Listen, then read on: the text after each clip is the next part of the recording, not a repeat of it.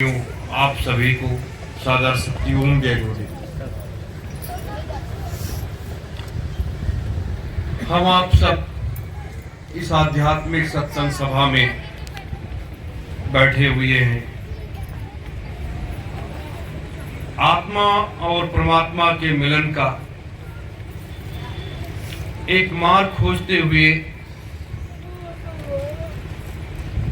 मानव रूपी जीव जब संत महात्माओं के सानिध्य में जाता है और उनके अमृतमयी सत्संगों को सुनता है, अमृतमयी वाणी को सुनता है और सुनने के बाद जब उसकी आत्मा भाव विभोर हो जाती है और जब गुरु उनको नामदान देता है और सुमिरन ध्यान भजन का वो सतमार्ग जब बताता है, तब वह व्यक्ति जो है उसके अंदर एक जिज्ञासा बढ़ती है कि ये जो हम गुरु से लेकर के आए हैं अमोलक वस्तु, हम अपने घरों पर जब जाते हैं, बैठते हैं, सुबह शाम जो भी समय आप लोग निकालते हो, सुमिरन करते हो, ध्यान करते हो, भजन करते हो, तो सुमिरन ध्यान भजन का एक वो मार्ग है जो आत्मा रूपी परमात्मा को पकड़ता है। हमारी आत्मा परमात्मा को पकड़ती है और पकड़ने के बाद फिर वो अपने निर्धाम तक जाने का प्रयास करती है। लेकिन वास्तविक रूप से अगर देखा जाए तो ये हाड़ मांस का जो शरीर है, सब कुछ इसी के अंदर विद्यमान है। हमारे वक्षस्थल के अंदर एक मंदिर है।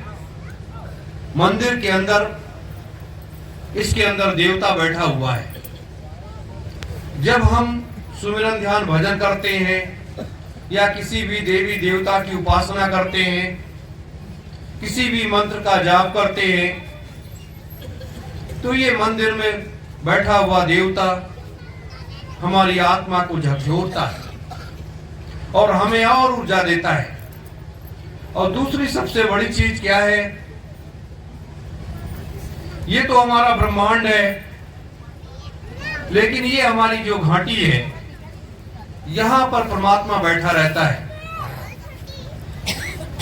कुछ भी हम इस मुख के अंदर डालते हैं तो हमारे वो जूठन को बदलता है, हमारे जूठन को अंदर ले जाता है और 24 घंटे यहां पर बैठा हुआ वो जाप करता रहता है। सोहम सोहम सोहम का जाप होता रहता है।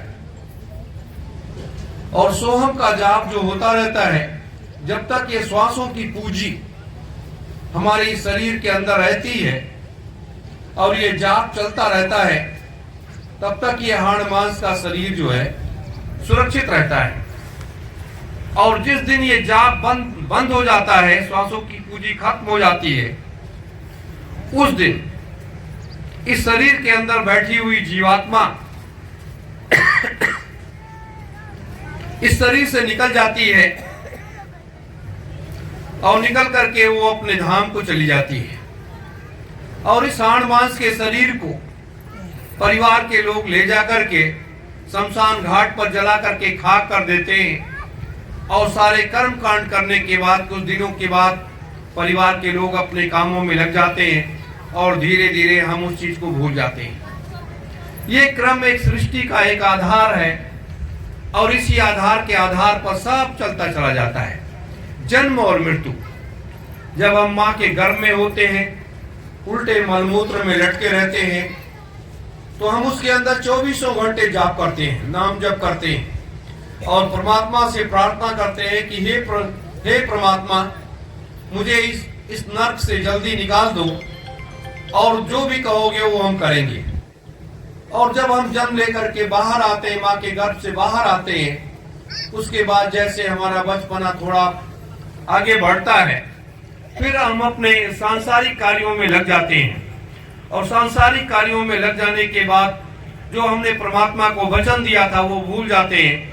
लेकिन उसी भूले हुए वचन को हम जब साधु संतों के पास पहुंचते हैं तो हमारे महात्मा, हमारे गुरु हमें एक सतमार्ग का एक रास्ता दिखाते हैं और उस मार्ग पर चलने की प्रेरणा देते हैं। हमारे खान पान, हमारे आचार विचार, हमारे रहन सहन को बदलने का हर संभव प्रयास करते हैं। आज भी देखो इस मृतलोक में किस तरीके से क्या फैला हुआ है। शराब तेजी के साथ फैला हुआ है।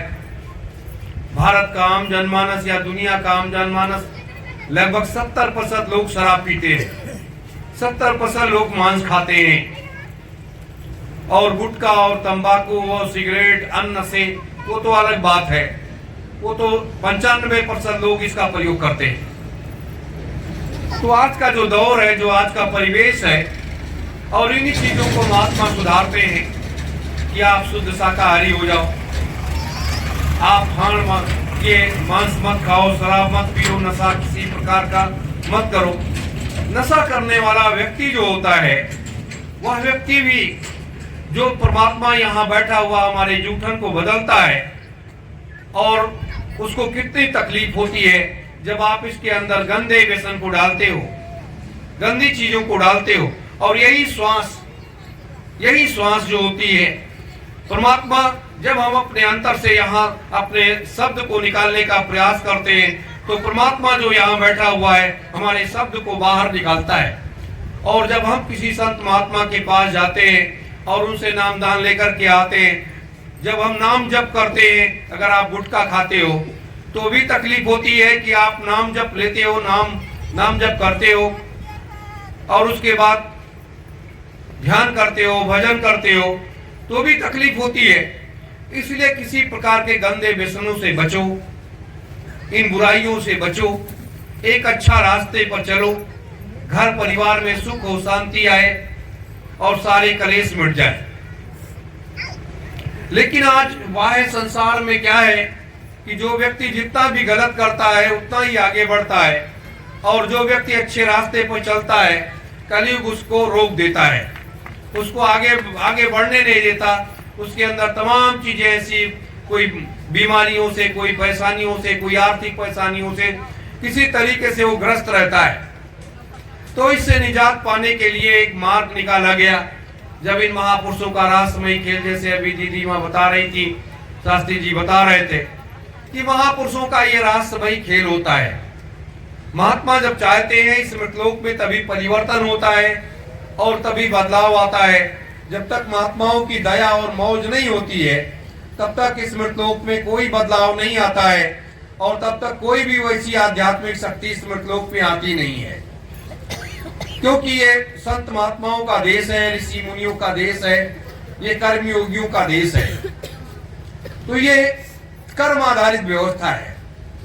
तो आज हम आप अगर अच्छा कर्म कर रहे हैं, यहाँ इस आध्यात्मिक सत्संग सभा में बैठे हुए हैं, तो एक आत्मा और परमात्मा की हितों देने हमारी आत्मा ने पकड़ा कि हमें परमात्मा से मिलना है, और आपकी आत्मा ने आपको झकझोरा कि आप वहां जाइए, वहां पर एक आध्यात्मिक सत्संग है, और उस आध्यात्मिक सत्संग में जाओ, आपको अच्छे विचार मिलेंगे, अच्छे मार्ग मिलेंगे, अच्छा रास्ता मिलेगा।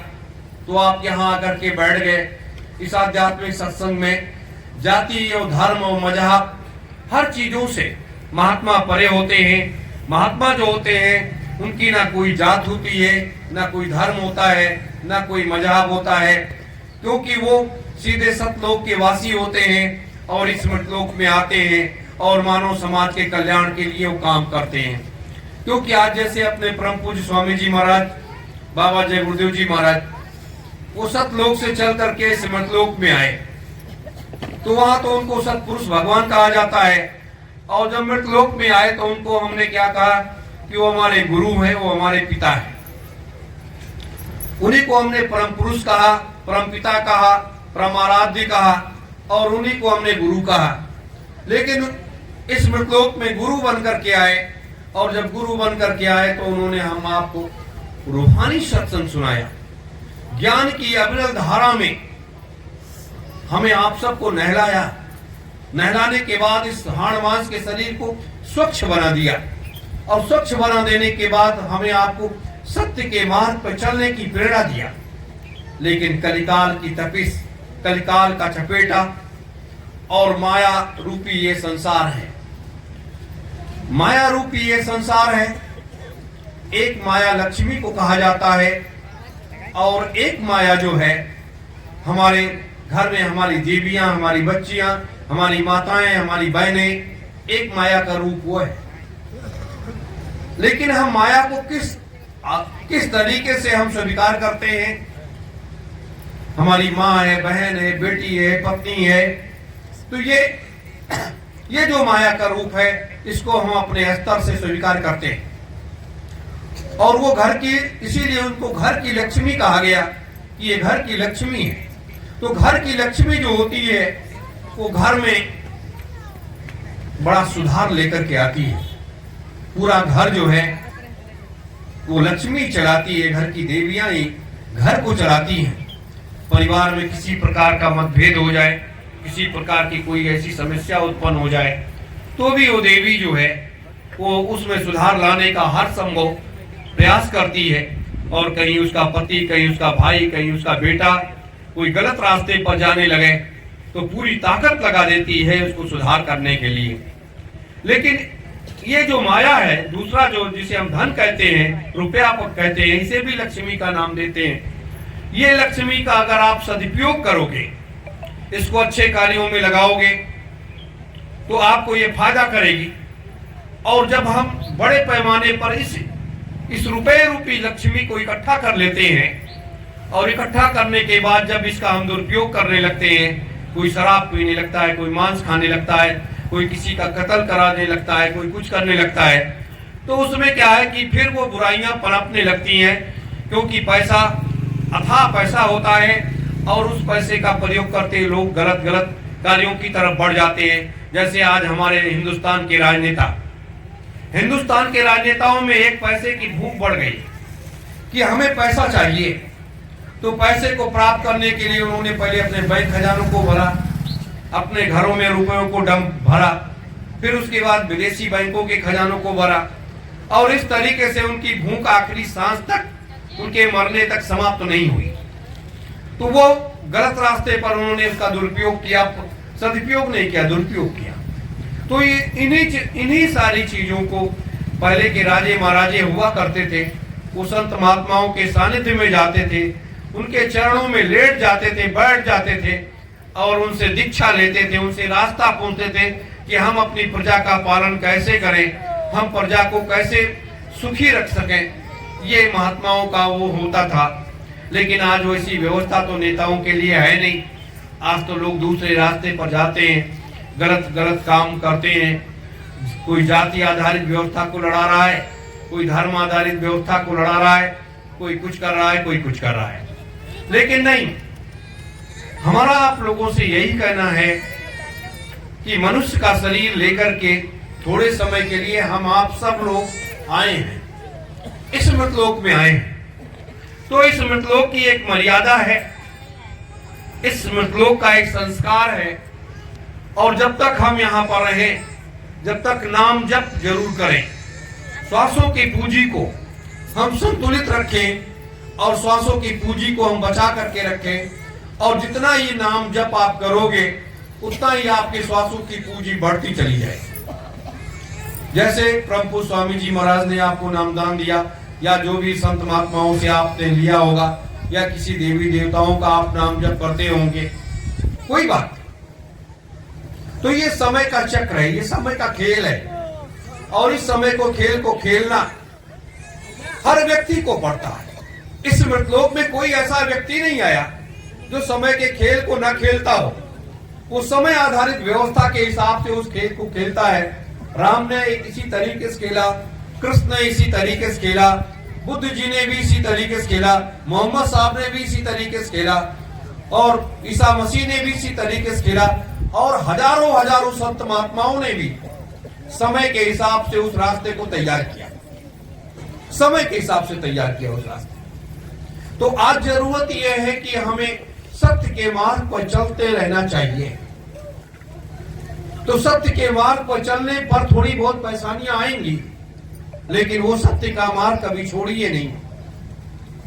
दूसरी बात, सबसे बड़ी बात क्या है, इस भारतवर्ष में नहीं, इस मृतलोक में, इस मृतलोक की व्यवस्था को सुधारने के लिए अपने पूज्य गुरुदेव ने, पूज्य संत सम्राट जी ने एक ऐसी व्यवस्था बनानी शुरू कर दी है कि इस मृतलोक में 2,03,000 वर्ष की व्यवस्था बनाने की तैयारी हो रही है। 3,000 वर्ष के लिए सतयुग आएगा और 2 लाख वर्ष के लिए संत युग आएगा। तो 2,03,000 वर्ष तक इस मृतलोक में किसी प्रकार की कोई गड़बड़ी पैदा नहीं होगी, कोई राक्षसी प्रवृत्ति का व्यक्ति पैदा नहीं होगा, किसी भी व्यक्ति का खान पान, रहन सहन, आचार विचार गलत नहीं होगा, हर व्यक्ति शुद्ध शाकाहारी होगा, हर व्यक्ति सत्य के मार्ग पर चलने वाला व्यक्ति होगा, हर व्यक्ति सतलोक तक जाएगा और आएगा और इस मृतलोक में रहेगा। और ये 100 वर्षों के जो श्वासों की पूंजी की तमन्ना है आज इस कलयुग में निर्धारित हो चुकी है, तब 100 वर्ष नहीं, लोग 1,000 वर्ष, 2,000 वर्ष, 3,000 वर्ष, 5,000, 10,000 वर्ष लोग इस पृथ्वी पर मौजूद रहेंगे। जब उनकी इच्छा होगी तो वो ये संसार छोड़ करके चले जाएंगे और जब तक उनकी इच्छा नहीं होगी, जब तक ये संसार छोड़ करके नहीं जाएंगे। ये सतपुरुष भगवान जो सतलोक से चल करके और भगवान शिव चल करके इस मृतलोक में आए हैं, ये व्यवस्था वो बनाने की पूरी तैयारी कर रहे हैं। सभी लोग प्रेम से बोलिए जय गुरुदेव। आने वाला समय इस कार्य की भूमिका को सबको देखने को और सुनने को बहुत जल्दी मिलेगा। और जिन दिव्य शक्तियों की बात आप कर रहे हो, जिन महात्माओं की हम बात कर रहे हैं, कोई कह रहा है कि वो संसार छोड़ करके चले गए, वो संसार छोड़ करके चले गए, ऐसी बात नहीं है। आना और जाना तो सबको है, लेकिन एक बात समझो, हमारे आप सबों के श्वासों की पूंजी का निर्धारण है, लेकिन महात्माओं के श्वासों की पूंजी का निर्धारण नहीं होता है।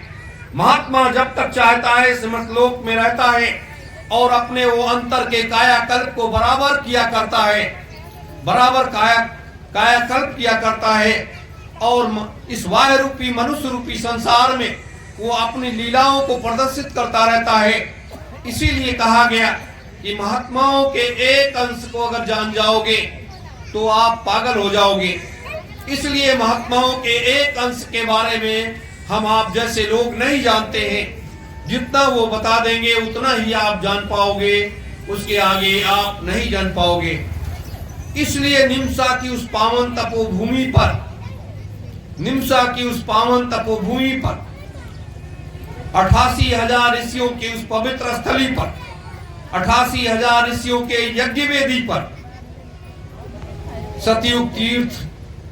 सतयुग तीर्थ आश्रम पर इसकी पूरी तैयारियां चल रही हैं, जो आने वाले समय में लोगों को देखने को सुनने को मिलेगा। और एक बात और, जो लोग कह रहे हैं कि ये महान विभूतियां, ये महान संत इस संसार से चले गए और हमने हाड़ मांस के शरीर को जला दिया, उनको आत्मज्ञान नहीं है, उनको आत्म प्रकाश नहीं है, वो वायु रूपी संसार की इस कलिकाल की व्यवस्था को ही वो देखते हैं। अगर उनको ज्ञान होता तो शायद ऐसी बात वो नहीं कहते। आप बताइए, वशिष्ठ, विश्वामित्र और दुर्वासा 3 ऐसे ऋषि हैं हुए जो सतयुग में भी थे, त्रेता में भी थे। जब सतयुग और त्रेता अपने पूरे कार्यकाल को पूरा कर लिया, द्वापर आने का जब समय आया और परशुराम, 4 ऐसी शक्तियां थीं, तो वशिष्ठ और विश्वामित्र ने राम से कहा कि अब आपको भी जाने का समय आ रहा है, तो हम सब इसी हाड़ मांस के शरीर से इस मृतलोक में रहना चाहते हैं, तो हम लोग कहां रहेंगे? तो राम जी ने ज्ञानगंज, हिमालय में एक गुफा है, उसकी स्थापना किया और उस समय के मनीषियों से कहा कि आप लोग जाकर के वहां रहो। उसके बाद आ गया द्वापर। द्वापर जब आया तो दुर्वासा ऋषि और परशुराम ऋषि दो ऐसी महान विभूतियां वो द्वापर में भी विद्यमान नहीं, और जब कृष्ण के जाने का समय आया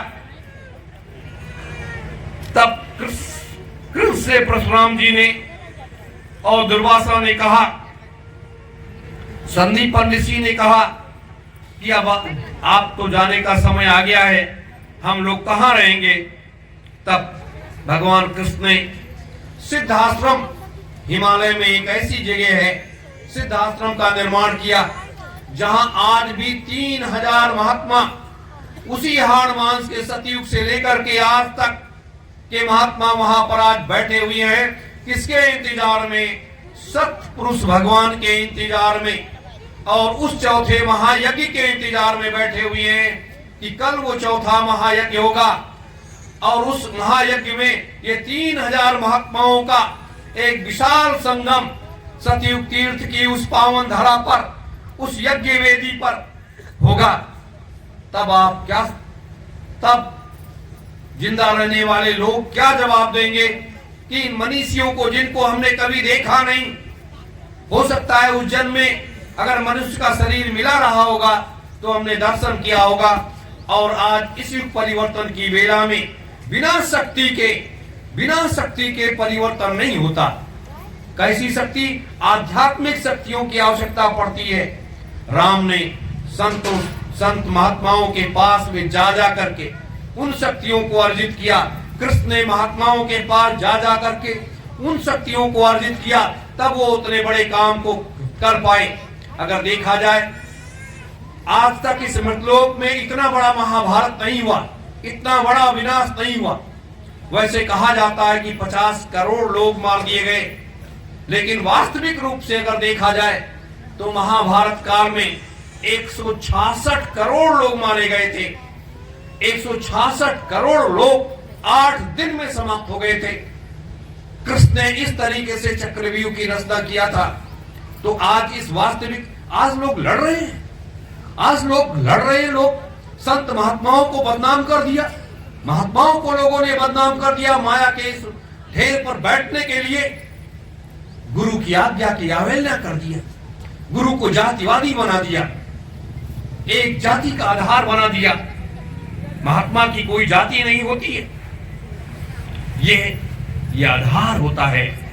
लेकिन महात्माओं के पास हम सत्य को सीखने जाते हैं, गलत को सीखने नहीं जाते, हम सत्य को सीखने जाते हैं। जब हमें 5 नाम मिला और उन 5 नामों को हमने आत्मसात किया, आत्मसात करने के बाद फिर गुरु की महिमा अनंत में हम विभूषित होने लगी और आप अनंत में स्थापित होने लगे। फिर आपके अंदर काल माया का ये भाव कैसे चढ़ गया और आप आश्रम को लूटने खाने की व्यवस्था को कैसे बना लिए। ये चीजें होती हैं। इसलिए महात्माओं के श्री चरणों को पकड़े रहो, महात्माओं के श्री चरणों को पकड़े रहोगे, कभी आप गलत रास्ते पर नहीं जाओगे, आपको मुक्ति और मोक्ष मिल जाएगा।